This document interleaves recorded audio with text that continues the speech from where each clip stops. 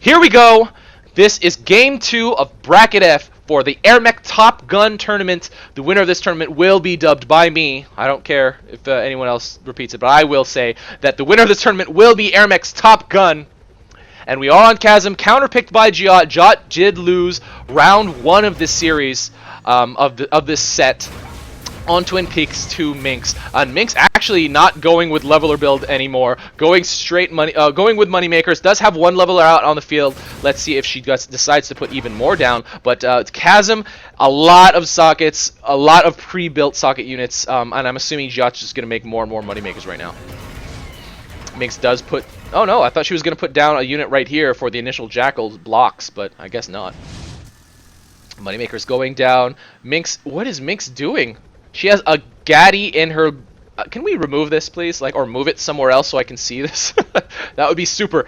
But yeah, she has a Gaddy in her cargo. Oh, she's gonna drop it here. Oh yeah, okay. I forgot about that tactic. This blocks it, but oh, they get repathed. Oh no, now she does have to readjust it. But Giott, what did Giott put down here? He put down 2 Jackals. He doesn't care about that small initial damage, and now going with Jackals of his own. He's gonna go for Minx's top. Minx is not gonna be able to see this quite yet. Oh, and he is just stationing them here. That is definitely out of Minx's map view. And Giott has actually even already been able to fully socket all of his sockets on both outposts that aren't accessible during pregame. Has 4 Jackals over here. What else does he have? He has a lot of Jackals. He has sent them on attack. Unfortunately, Minx is here, already bunkered creeps, and does notice that these Jackals are coming up. So Giott is trying to bring some runners over here, assuming it was going to be neutralized, but those bunkered creeps are definitely going to delay it enough such that Minx can actually hold this and prevent Giott from actually taking this. There's only the runners gonna make it in. Oh my god, the runners are gonna make it in. They made it in. Okay. Oh my god, is Giott gonna be able to hold this? Giott's actually dropping Longhorn like crazy. Also needs to infantry spam. Needs some runners to come out, but Minx is really trying to neutralize this as fast as she possibly can. No infantry spam from Giott, so this will go back down, but a lot of Longhorn have already been stationed here. Minx really needs to bring some creeps. Creeps already walking in, but those are gonna be finished off by Giott's units. Let's see if Giott can bring more creeps, or runners for that matter, over to this top outpost, because this cheese was pretty much successful. And now Minx very low on health. Oh my god, she's gonna be finished off. Giott already hitting level 3. He has been able to retake this, not retake this, but you know, surround this outpost. Let's see if he can bring. He has 4 runners. Minx had to spam that respawn button, and now does have 2 bulbs up.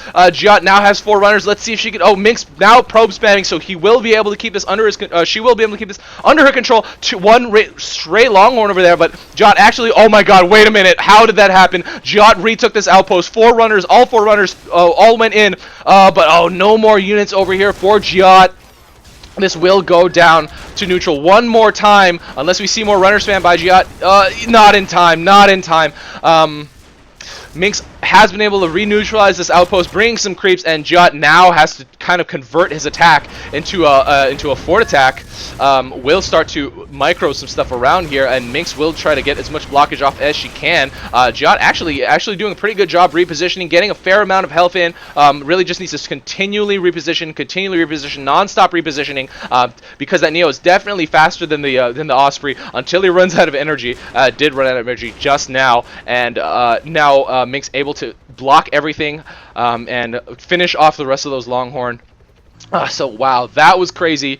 Giott able to successfully cheese the top side of Chasm, not bunkering that infantry. A little bit of a miss micro, but you know, not infantry spamming, not keeping that outpost under his control, and Minx able to push up more units, neutralize that outpost, and take it back under her control. Wow, that was crazy. And at this point, Giott and Minx are now starting to push up to mid. Minx much more ahead. Giott actually doesn't really have anything pushed up to mid, so it's pretty much just Minx moving up to mid now. Giott now going for more of the defensive play, starting to bunker infantry. Now just sees some more creeps out, but if he can take this, then he can get a little bit of experience. Yeah, okay, he does go up to blue for a little while, and does level up, so Giott can lift off. Is he going to start to fight MEOW? Nope, does not decide to attack her in the air. Oh, whoa, that was weird. I accidentally hit spacebar. But anyway, so now Minx is, she has a huge lead here at the mid fight. Already taken that outpost. Will probably start to ferry stuff out for distraction, distracting those neutrals so they won't neutralize that outpost. And now Giott is kind of behind. Actually pretty far behind, not grabbing mid on Chasm, or at least not having a lot of units to contest mid on Chasm right when it gets taken is really, really bad. And Mink's already moving out, already has some Longhorn moving out. Let's see, where's Giott doing? He was doing a quick scout, and now Mink's dropping a Gaddy to attack over here, but I don't think it's really going to be super successful. It was focusing down on that Moneymaker first. And now Giott has to block this Longhorn. Oh, okay. So dedicates a Longhorn for a Longhorn. That's okay. But now definitely Minx has an advantage. Has this mid. It's really, really bad for Giott at this point, especially because the majority of his units a lot of them were wasted at that early attack. So a lot of his credits that are, that were spent were wasted on what he tried to do at the beginning. And oh, Minx almost getting stasis, but Giott not getting that in time. Lightning Contrails plus Stasis, pretty damn OP right there. That looks pretty cool. But yes, Minx really low on health, getting pinned down, but will definitely be... Oh no! Why did she do that? Why didn't she walk like this way? And that was strange. I did not expect that to happen. But now Giott with a Longhorn, gonna go... Where is he going with this? Did he set that on capture? If he set it on capture, it will go here. If it not, it will go up. Okay, he set it on attack. So now going to... Minx did see it, though. Does have a Jackal, so he is going to try to snipe a Moneymaker, but Minx will definitely be able to handle this. Oh, why didn't she choose to pick up that Moneymaker? That was really weird. She decided to pick up the Gaddy for defense first instead of saving the Moneymaker initially. That's really strange as well. So strange decisions here. Kind of split decisions, not really thought out through. I mean, this is AirMech. You need to make really quick split decisions. But at this point, especially with these two players are extremely experienced. It's more reactionary and instinctive at this point to just start moving in certain ways. Giott putting down a little bit more damage on Minx's fort, but Minx has a lot of defense here, a lot, enough pretty much to cover whatever might be coming in an attack. But now Giott, let's see how many Longhorn there are here. There's like 8 or 9 Longhorns sitting right there. He might start to push the bridge. If you lose mid on Chasm, it is a little bit discouraging. I typically tend to move to pushing the bridge if I play on Chasm and I lose mid, just because that's the next direct avenue to the enemy side. But at this point, oh, now Minx putting down even more levelers. Instead of, I know those Moneymakers were killed, but instead of replacing them with more Moneymakers, she was replacing them with more levelers. I guess she just really wants to hit goalie level and just salvaging. So she can have more credits for that purpose. And Giott not able to snipe that Moneymaker before Minx is able to save it. It's really, really difficult, especially in a Neo, because Neos really don't have that strong ground fire. And now Minx just... I mean, it has a pretty good clump. She could probably start to leapfrog, but look at the massive amount of Longhorn that Giott has over here. That's pretty much one of the biggest reasons that Minx hasn't decided to move out or go yet. Oh, she is starting to go with an attack, actually. Oh, decides to stop them. Okay, that was pretty interesting. She mass command sent them, and then mass command hold positioned them. That's pretty interesting. So now Giott has a lot of defenses everywhere, not really much in terms of the aggressive stance or the offensive, offensive positioning and dropping of his units. So everything is defensive.